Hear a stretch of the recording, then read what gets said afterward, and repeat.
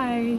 So, I'm at work right now. Please forgive the kind of creepy surroundings and the really loud fan whirring in the background. I work at iTech, so there's a lot of computers and stuff. But anyways, so this week I had a non-academic article to write about, and I decided to choose an article called, let me get it, How Daft Punk's Robots Were Created in the Words of Their Collaborators.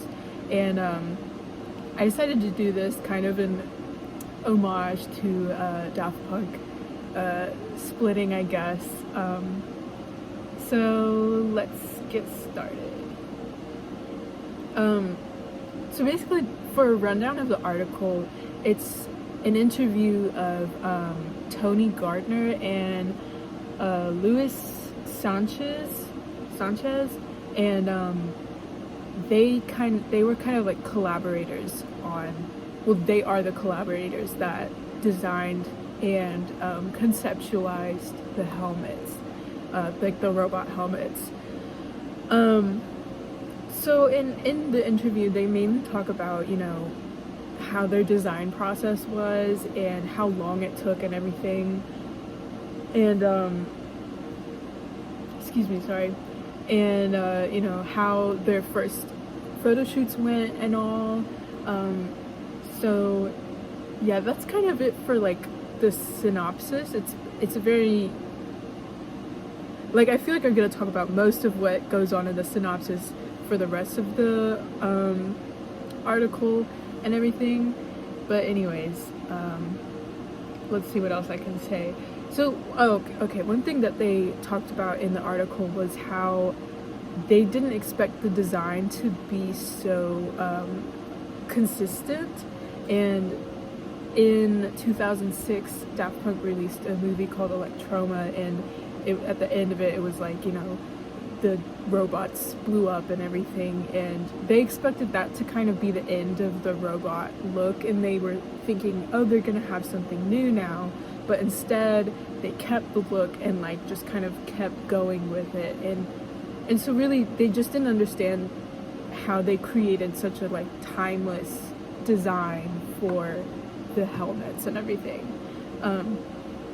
So moving on to why it's important. Honestly, this was mostly just like a I don't really know how. I mean, there's plenty of ways why it's important, but it was really just personally important because I've been a huge fan of Daft Punk since I was a kid, and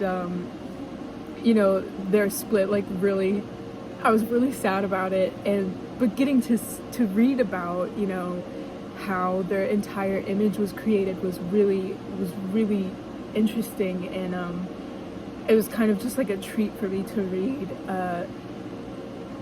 But I did write about why it's their whole discussion of like, not expecting it to be so long lasting is really important to the media world, because it's like, you could be coming up with something that you're like, wow, this is really cool, and you kind of set an expiration date for it. You're like, but it'll probably be like out of style in a couple of years, and then like later on down the line you realize that it's still just as iconic and like interesting of a design, or something.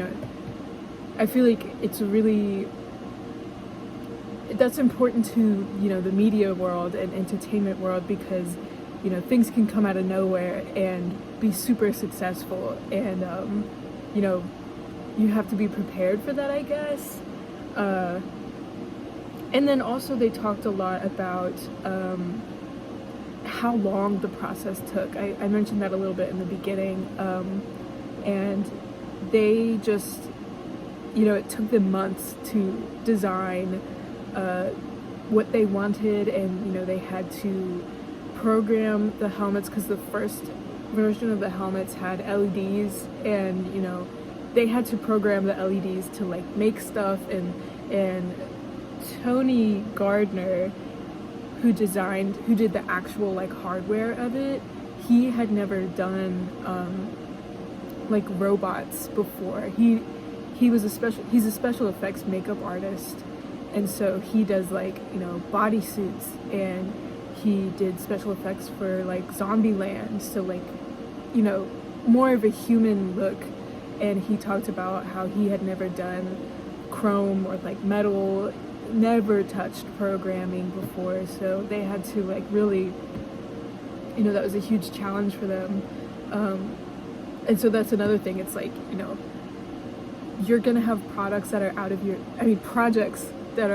of your field, but you can still do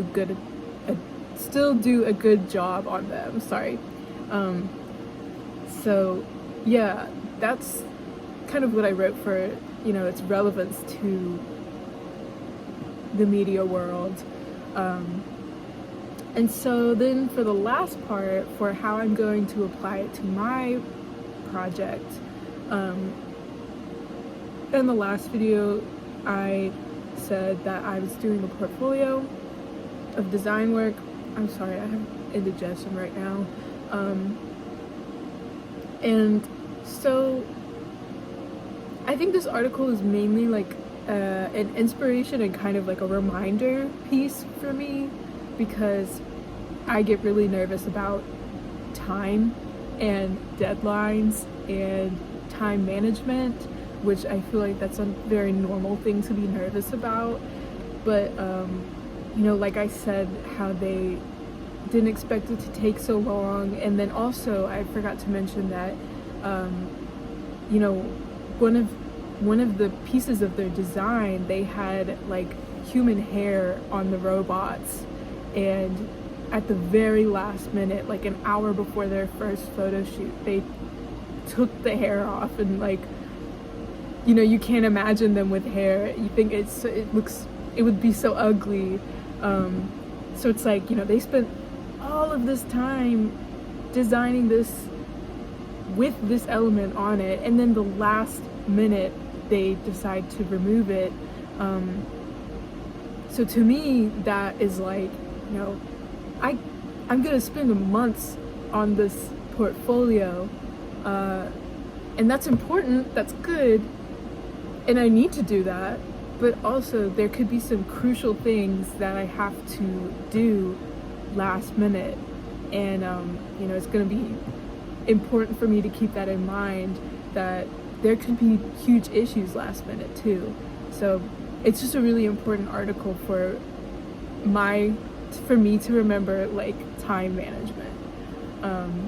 And there's so much else more that I could talk about, but my last presentation was way over, so I'm gonna cut off here. And yeah, that's all I have to say about, well, I have more to say, but I'll cut myself off. And yeah, that's my Article 3 presentation.